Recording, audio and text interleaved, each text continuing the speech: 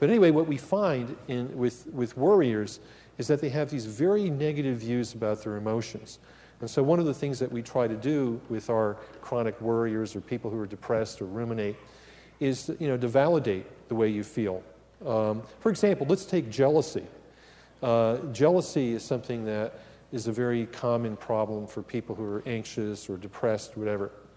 And my colleague, Dennis Church, and I were thinking, who's actually written about jealousy in any intelligent way? and we really couldn't find anything that was that useful in terms of understanding jealousy. I mean, some people will say, oh, you're jealous because you have low self-esteem. That may not be true. You may be jealous because you have high self-esteem, because you say, I'm not going to allow that to happen. So what we thought about is that jealousy is actually a form of worry. I describe it as angry, agitated worry. And one of the things that we think about with our patients or friends or colleagues, whatever, who have problems with jealousy is the first thing to do is to validate that emotion is an important emotion.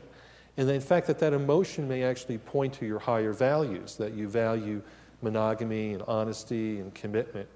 So looking at sometimes our painful emotions reflect things that are important about our values that you want to hold on to.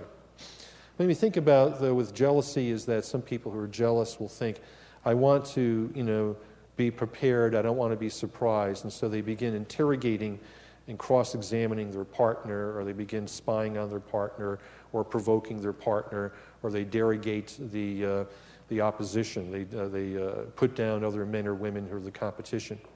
So we try to look at how you can look at your jealousy as a normal human emotion that's part of all human cultures. In fact, a lot of animals have jealousy, and that you, even if you feel jealous, you don't have to act on it. You don't have to go through the interrogation of your partner or try to provoke your partner. So, but the other thing is to think about your emotions as temporary. What we think about is that when we have an emotion, if we're anxious or depressed, we think that emotion is just going to last forever. As opposed to whatever emotion you may have, it probably will only last a short period of time. So even if, whether it's jealousy or anxiety or anxious arousal or whatever. One thing we say to patients who are worriers is you feel that the worry is constantly going through your head all day long. What if you did this? When you had a worry, you wrote it out on a piece of paper and you set it aside, and you set it aside for worry time. Let's say worry time is 4:30 to 5 o'clock in the afternoon. So if you have a worry at 10 o'clock in the morning or 10 o'clock at night, you write it down, you set it aside. Now people will say, how can you do that?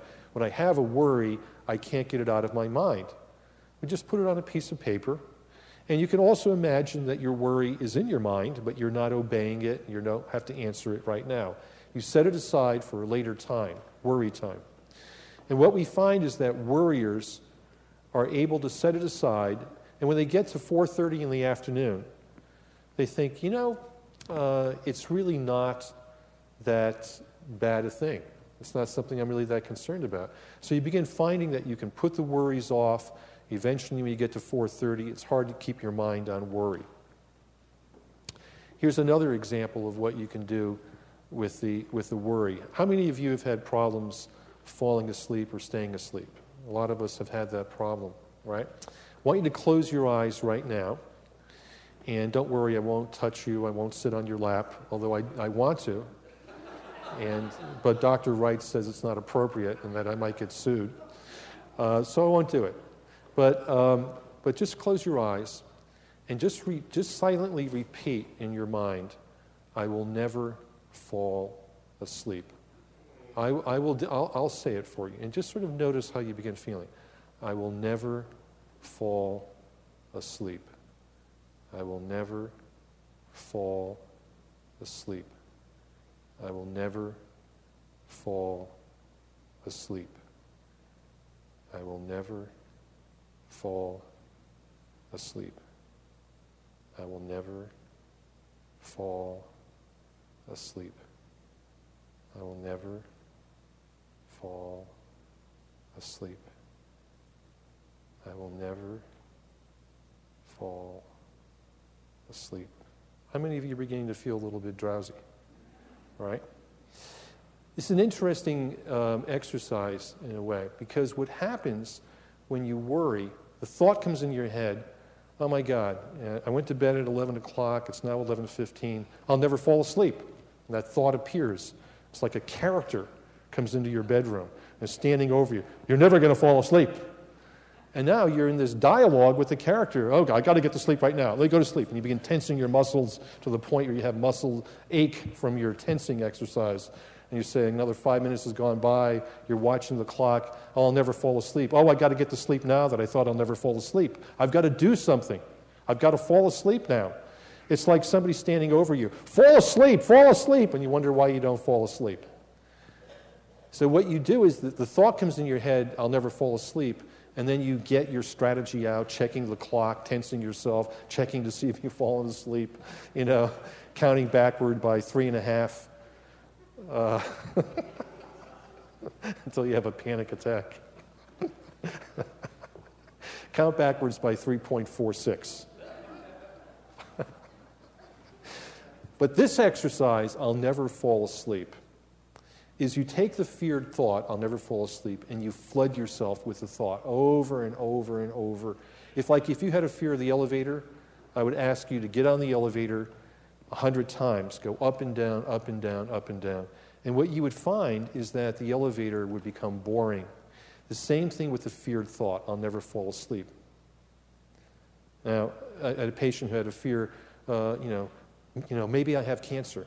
This is a guy who was 70 years old, who had these health anxiety fears for decades, for about 45 years. And so what I had him do as an exercise is spend 30 minutes a day repeating like a zombie, like in a very slow, methodical voice, it's always possible I could have cancer. And he died of cancer in 6 months. No, I'm only kidding.